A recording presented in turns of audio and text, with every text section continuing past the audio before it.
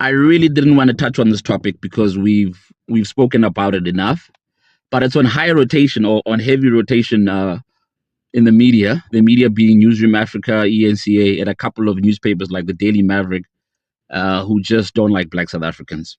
And the issue is surrounding around the funding mechanism behind March on March. Suddenly, the media, 95% of political parties, except those two that wear green, now believe that March on March has to be funded because there's no way that Black South Africans can come together for the greater cause of their country. And it hit me that Black South Africans are viewed as animals. In the political space, Black South Africans are viewed as animals. And the political parties that we vote for are the farm managers and obviously corporate South Africa, or the guys with the money who fund these political parties, who fund the farm managers, are the farm owners. Black South Africans, we are now being told that we cannot come together when we see something wrong happening in our country. Somehow we have to be paid.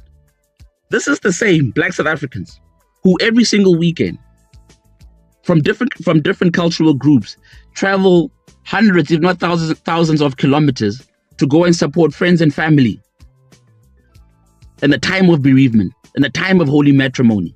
We come together to support. Nobody pays us for that.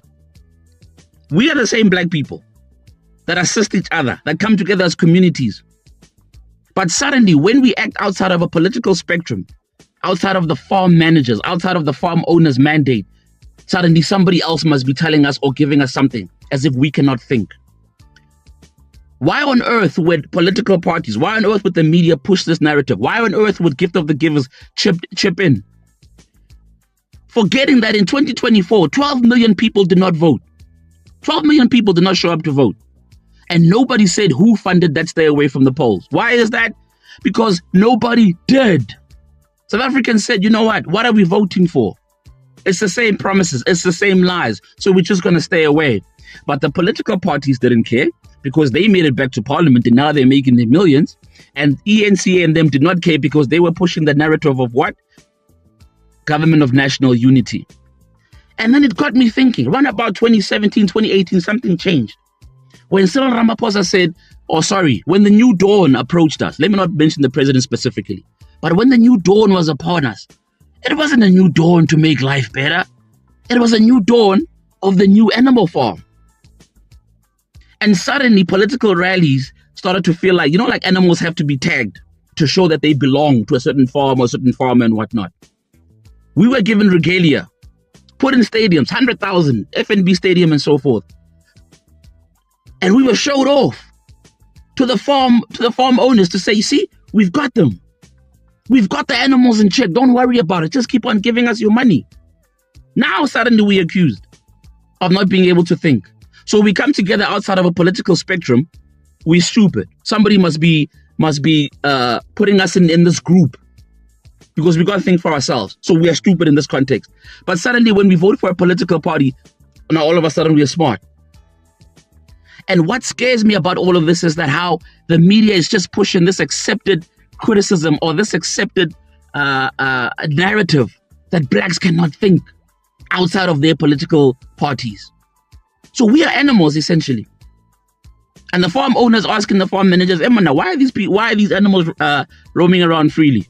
I paid you to watch them. I paid you to control them. And the farm managers come back and say, no, somebody else must be feeding them. Because remember, you gave us something. We gave them scraps. Now, all of a sudden, when we give them something, they don't want to eat. We can't control them anymore. To a point where now the farm owners are saying, hey, police, we've got a problem here. Animals are on the loose. Apparently on June 30th, we don't know what's going to happen. Regulate. And it's so ironic. It's so ironic that the media, which shows its bias, in 2017, when Dlamini Zuma, Nkosazana Dlamini Zuma, was running to be ANC president, she was called Jacob Zuma's wife or Jacob Zuma's ex-wife. That's how disrespectful the very same media today that is questioning all of this March on March in South Africa, that's how they disrespected her. But the very moment she mentioned something about March on March, She wasn't Jacob Zuma's, former President Jacob Zuma's ex-wife. Now they refer to her as the former chairperson of the African Union. South Africa, we've been insulted enough. Black South Africans have been insulted enough. But this animal farm comes to an end. George Orwell's novella, or in George Orwell's classic novella, Animal Farm. Oh, I love that book. Animal Farm. We see Napoleon using the 9 attack dogs, which represent, by the way, a totalitarian state in the book, right? Napoleon uses the dogs to intimidate and control people and to further exile Snowball and intimidate and oppose and intimidate and arrest any opposition. He uses the same dogs that the human being used back in the day to control them. Right? He uses the 9 attack dogs. For an ordinary South African today, the classic novel by George Orwell is not just a book only, but a representation of what's currently happening today in South Africa, where we are told that we are living in a democratic state. We are told that this is democracy. We see democracy, or we see a state of totalitarianism masquerading as democracy. 600 million rands set aside just for police and military and security personnel to take down anyone who stands up and says, I want a better future for South Africa. I am tired of a state that has no laws at all, that has become unlawful because of illegal, undocumented migrants. We are not saying on the 30th of June we want to kill people. We want to unalive people. We are not saying on the 30th of June we want to harm people, but we are saying we are going to march so that the government can see how serious the issue of undocumented migrants is in South Africa. And in response to that, what does the government of South Africa do? They take out 600 million rands. Do you know how much? Just for one day, 600 million rands to try and stop anyone who wants a better future for South Africa.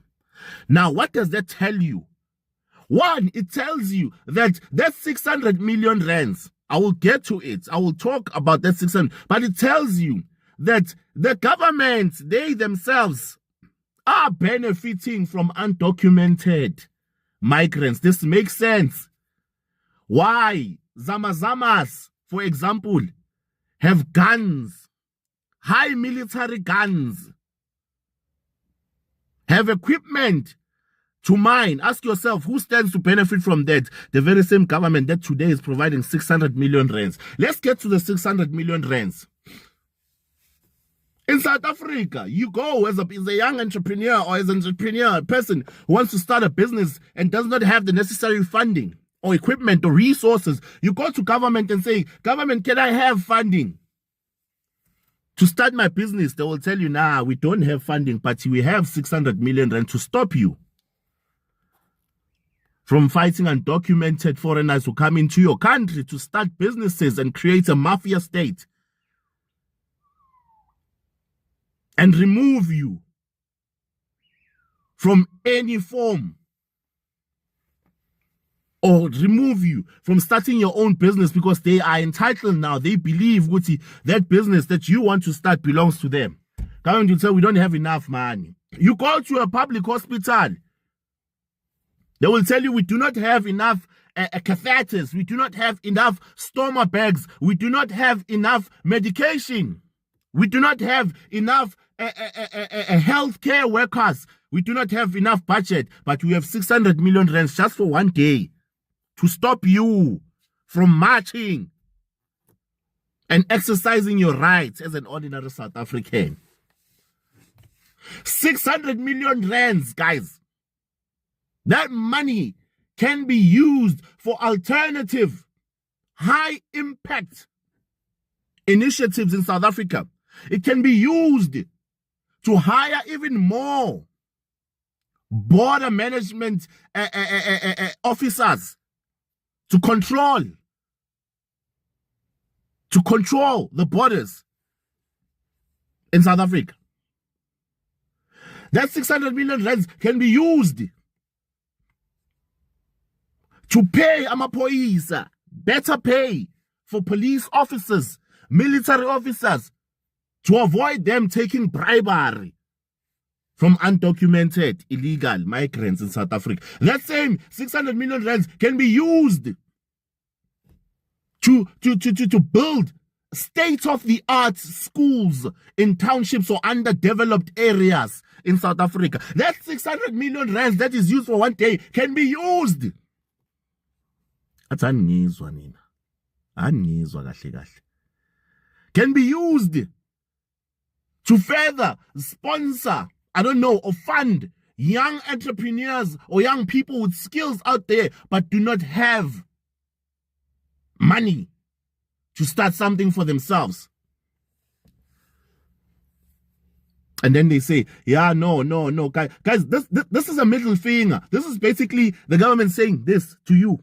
They're giving you the middle finger. They're saying, we don't care about you.